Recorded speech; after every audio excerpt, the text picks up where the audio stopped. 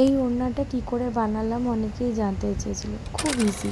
আমি একটা কাগজ দিয়ে বোঝাচ্ছি, দেখুন। এই কাগজটাকে লম্বা মতো ওড়নার মতোই দু ভাঁজ, তারপর আর এক ভাঁজ করে নিলাম, মানে 4 ভাঁজ হলো। এবং একটা ভাঁজে যেদিকে জোড়া সেদিকটা নিজের দিকে রেখে সাইডে নিচের দিকে চওড়া প্রায়, এখানে আমি অল্প নিয়েছি, অরিজিনাল ওড়নাতে প্রায় 3 ইঞ্চি মতো নিয়েছিলাম, লাইন একটার গ্যাপে টেনেছি, তার থেকে আবার 2 ইঞ্চি দূরে আর একটা সরু লাইন টেনেছি।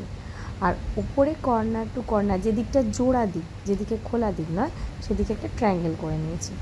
এবার দেখুন, যে জায়গাগুলো হলুদ দিচ্ছি এইগুলো আমার জড়ি দিয়ে পেঁচানো হবে, আর যে জায়গাগুলো হলুদ ছাড়া সেই জায়গাগুলো পেঁচানো বাদ দিয়ে অংশ, সেগুলো যে কালারে আমি ডাই করব সেই কালারে ডাই হবে। তো এইবারে বাঁধার পরে যে টেক্সচারটা আছে সেটা আমি করে নিয়েছি, কিন্তু বাঁধাটা আমি পরে দেখাচ্ছি কীরকমভাবে দড়িটা পেঁচানো হবে।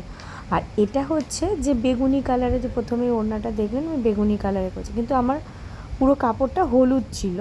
এখানে আমি বোঝানোর জন্য বেগুনি কালারটা দিলাম, যেখানটা ফাঁকা, এগুলো ফাঁকা জায়গা, আর যেখানটা বেঁধেছি সেখানটা আমি হলুদ রেখেছি। এটা বাঁধা অংশ, হলুদ অংশটা।